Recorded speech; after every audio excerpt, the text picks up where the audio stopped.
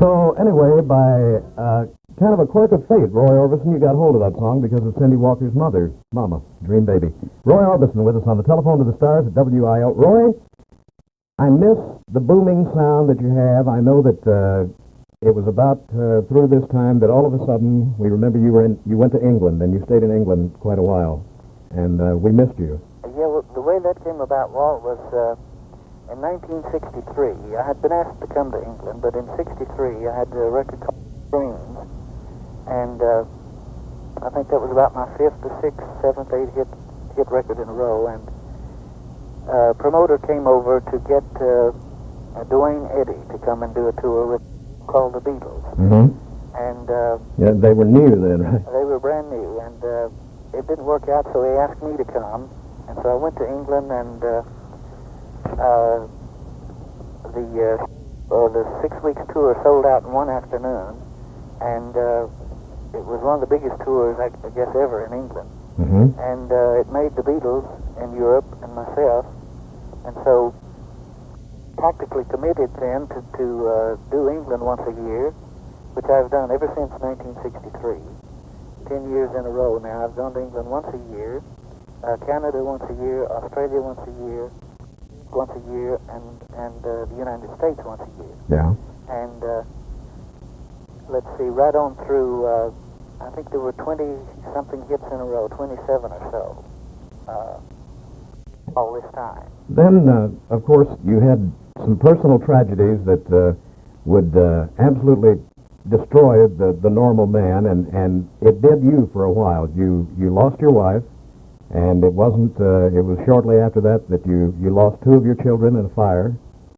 And then, for sure, I remember thinking, I wonder if we'll ever hear Roy Orbison again. Well, what happened?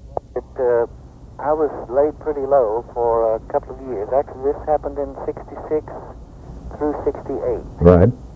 So that brings us to 1969, and I was signed with MGM Records, and not getting the promotion that I thought I should have. And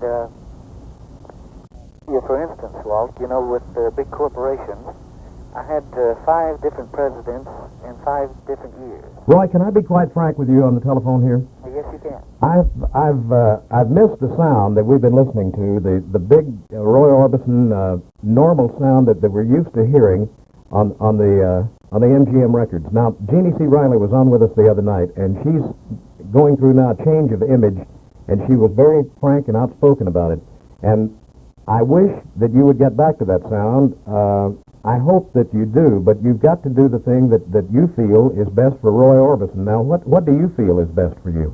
Well, I think, I wrote all of these. When I say I wrote all of these songs, I've had a co-writer in the earlier stages, Joe Milson, and then a few songs I wrote by myself, in Dreams and things.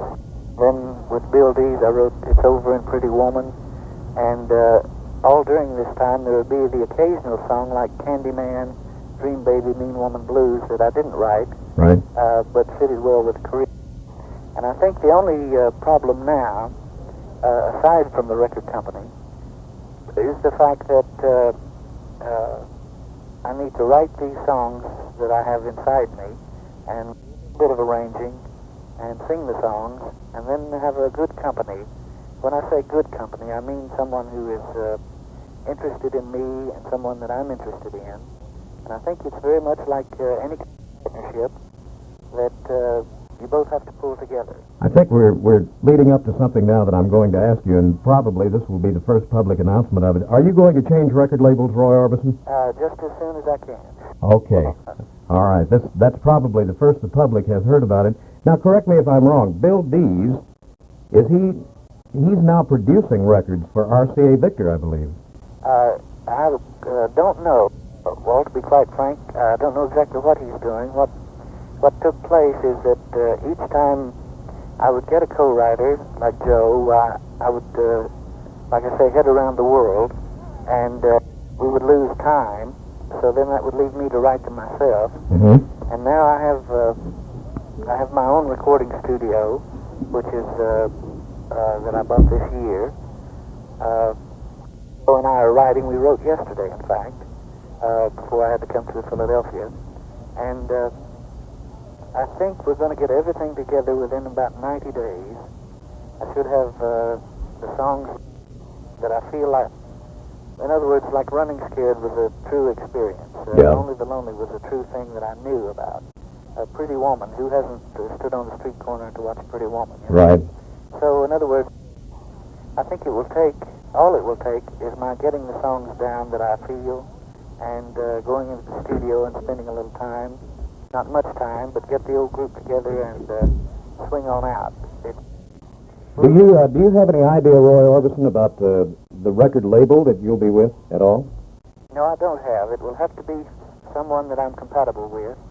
And well, that should be fairly easy because you're a very compatible guy. I mean, you don't raise hardly any fuss at all. No, I don't raise much cane. I don't fuss very much. I get angry about twice a year, and that's all. Angry on schedule, right? On schedule. Roy, I'll tell you what, let's do. Since we do have a record label change and everything coming up, let's close our interview tonight. We're going to do this again with you because I feel like in the half hour or so we've been on, we've just really touched the high spots. I want to play a song that you wrote yourself, and it was one of the last ones I remember with Monument, and that was Leah. Okay, yes, that's the Leah and Working for Record. And Roy Orbison, thank you for talking with us on the Telephone to the Stars. We want to do this again, okay? Okay, yeah, I've got a lot more things to tell you. We got to a stage with Roy Orbison that we can't hardly let go of because this WIO, Walter Vaughn Show, on the Telephone to the Stars, and you can't hardly say, well, Roy, you're changing record labels, right? And Roy says, right, and, well, goodbye, Roy, because we had so many phone calls earlier from your fans out there who have collected your records over the years, and they're sitting out there listening. So, Roy, I want to continue this talk, and we know now that for the first time to the public tonight, you announced you are going to change record labels, and I was going to tell you that, quite frankly, since I think it was 1968, and you came along with a song that I thought should have been a hit called Here Comes the Rain Baby. I haven't really heard one that really turned me on, you know? Yeah, that's been one of the problems. If I came up with a great thing, like Here Comes the Rain Baby was a good song, and I think I did justice to the song. Yes, you did. Then on the record end, it was somebody fell down on the job, and only a few months later, Eddie Arnold had the #1 record with it. Mm-hmm. So, right. Now, what's happening tonight? We've come through all of the eras, and we've brought it kind of right up to date. So, what are you doing there in Philadelphia? You're not on stage tonight; it's tomorrow night. So, what's happening tonight?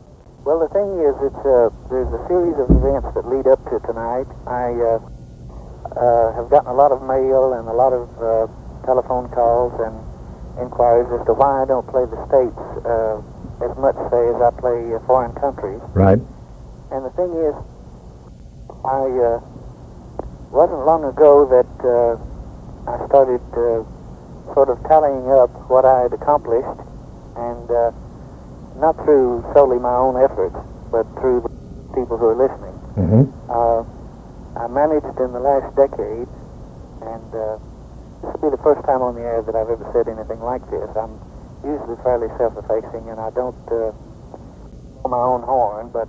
we know that, but go ahead and blow it a little bit because you've had some great things. But the thing is, I was voted the #4 artist for the last decade in Europe, and the number 19 artist in the United States since they've been keeping records. And I don't know who's on top, but there were a few names scattered, like Opera was 25, Ray Charles number 23. So I'm in the top 20 of anyone who's ever recorded. Right. And have awards to show the 30-something million record sales, and a lot of great awards. But the reason I mention them is to thank the people who are listening. And I have said it in Europe in print. And in order to let everybody know that I haven't forsaken the United States, I was on a worldwide tour last year that took me through from England to Germany to Holland to Greece, Crete, Turkey, Hong Kong, China, Australia, Honolulu, and then we came to Madison Square Garden, then went to Los Angeles, to about 2,000 people, to Toronto, and then now I'm in Philadelphia. I'll be doing the Dick Clark show thing that's on ABC in the next few weeks. Now, what show is that, Roy Orbison? It's taking the place of Bob, Ted, Carol, and Alice on ABC Network. Oh, good. And it will be myself and a lot of other people. What they're going to do, Walter, show pictures. They've got a film clip of me in 1961, and then I'll be there live for 1973. So you can see the difference in then and now. We do a similar thing on the radio here on our show. It's kind of a thing of that was Roy Orbison in so and so, and then kind of a headline thing about both years. And this is Roy Orbison today, you know. And right, huh? So it's turning out very well for me, and I will make most of the major cities in America in the next 12 to 18 months. So. You think we'll see you in St. Louis? I hope so. I've been to St. Louis, and it was marvelous, and I hope to come again. Do you have any relatives around the St. Louis area? Not that I know of. If anyone around St. Louis has the name Orbison, I know that they're kin to me. Yeah. So I've never run across anybody with that name that wasn't. So. Well, we asked that of practically everybody we talked to, and, you know, like Eddie Arnold says, oh, yeah, I've got a sister that lives there, and Glenn Campbell says, oh, I got cousins live all over the place, and Charlie Pride has an uncle that lives in St. Louis, so it's a usual question that we ask. Now, I know that you just got in, and you probably have no idea about who all is on that stage with you there in Philadelphia tomorrow, huh?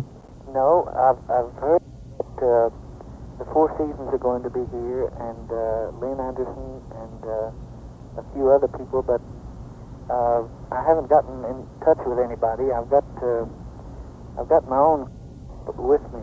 You've got your own group? Yeah, they're half English and half American. I always call them half and half. Half and half. So they're exactly half and half. So real good boys, and I think we're closing the show, but I let them handle it, is what I'm trying to put across. Right. And they probably know who is on the show and how long it'll run and everything. So.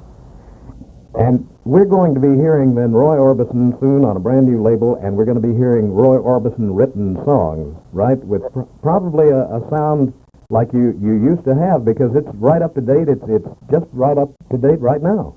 Yes, it's. I think the main reason is because it's what I felt, and I'm going to try to put what I feel into the next. I think I have another 30 million records inside of it. I think you do too, and that's my philosophy right here on this show. It's what I told Jeannie C. Riley the other night. Do the thing that you do best, and quit trying to please somebody else, because that's exactly right. You can't please a corporate executive or someone who thinks they know what this is about or that's about, and. Boy, have my producer and I talked about that a number of nights. Yes, I bet you have. Disc jockeys run into the same thing a lot of times. I know they do. We don't hear at WIL because our manager has been on the air, has been a disc jockey, and he understands the problem. Right. So I feel like a guy that has been a producer in a record company that gets up there, you know, sometimes he might lose it, but if he doesn't, he's going to be feeling what's going on down there in that studio. That's exactly right. In fact, people like Chet Atkins, and so many of them were and went into the studio and produced so many good acts and good material. And I think you have to know, if you're going to put yourself in the hands of someone else, they have to have been where you've been, at least. Right. Well, Roy Orbison, once again, I want to thank you for being on with us. We couldn't let that go at that stage right then, right at the news, and we wanted to come back and bring it right up to date. And I want to wish you the best of luck.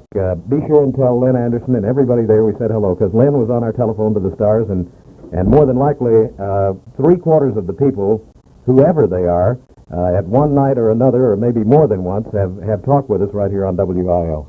So tell them Walter Vaughn says hi, and everybody in St. Louis says good luck, Roy Orbison. That's marvelous. Okay, and we'll hope to see you in St. Louis pretty soon. We'll look for you. I'll buy you a cup of coffee, okay? I'll take you up on that, Roy Orbison. Okay, Walter. Here's the latest one.